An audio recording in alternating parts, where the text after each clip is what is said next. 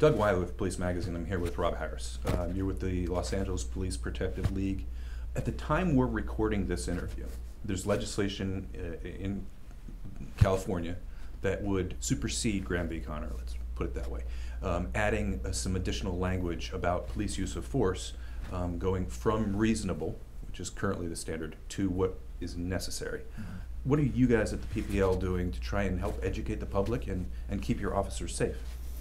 Quite a bit, but there's also a component to that, which is the backdrop is not only do they not have any experience being police officers or have gone through the training, but the information that they are receiving from activist groups, from the ACLU, are flat lies. It's misrepresentations of what police do, they're half-truths to bold-faced lies.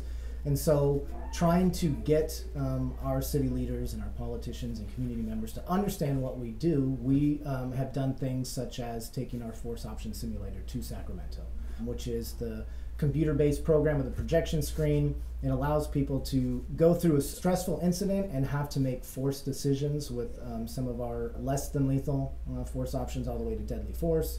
The instructor can allow the scenario to go from one way to another. So we took it up to Sacramento. We ran some of the lawmakers and their staffers through it. We've done it in the community, but it's a challenge. It's a big challenge. I think that any time a civilian goes through a force option simulator, you can almost see the light bulb going off. You can see that aha moment when they go, oh, this is a lot harder than I thought. Or I really don't know what I should have done.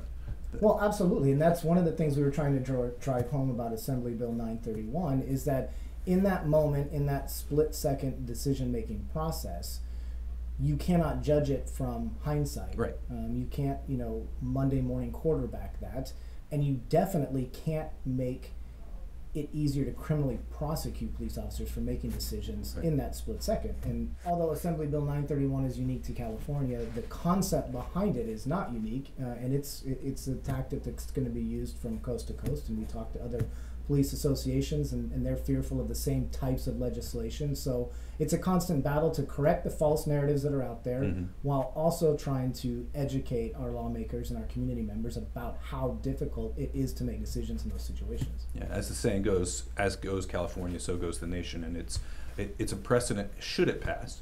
And right now, at the time we're speaking, it's been sent back to the Rules Committee. It's possibly going to be rewritten or have some of the language changed. It's a very unusual move for the Senate, the full Senate, to put it back to committee.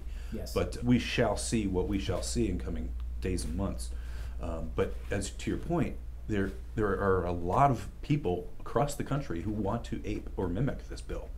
And it would be a very unfortunate precedent for Graham to basically no longer be the law of the land in terms of police use of force. And, for example, the word necessary in the bill, who judges what's necessary? The person at the call at 2 o'clock in the morning, on a Sunday, or the Monday morning quarterback at 09:30. Right. It's really important that we impress upon the public that it's the police officer who is facing a rapidly unfolding high-stress situation, that it's up to them to determine what should be happening, what a reasonable officer would be doing in those scenarios. Right, and a second talking point that we have been trying to educate lawmakers on is this bill isn't just bad, or bills that will come down in the future, are not just bad for police officers. We're not opposed to this bill because it's bad for police officers solely.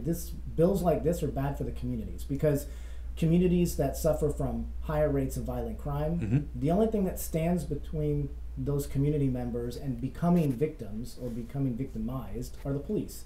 And if you pass bills like that and you cause the police to take a step back, you're hurting the communities that you claim to be advocating for or speaking for. So legislation like this is not just bad for police in general, it's bad for our communities. Right, and it demotivates officers, it causes depolicing. There's a difference between turning a blind eye to a taillight out. Right. But it's an entirely different matter when you're ignoring violent crime in places in the community where there's high crime, drugs, whatever that may be. It's a terrible disservice to the community to cause police officers to pull back.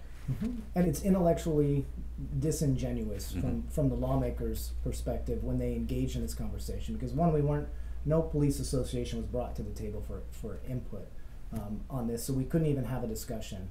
upfront about this. But what gets lost in the mix is both sides do agree on some things. We both agree that we would like to see less uses of force by police officers when they engage with the public. Mm-hmm. So there are things that I think can be done positively, but to jump right to, well, we want to change the legal standard of Graham v. Connor, that's not the way. That's not the way to do it.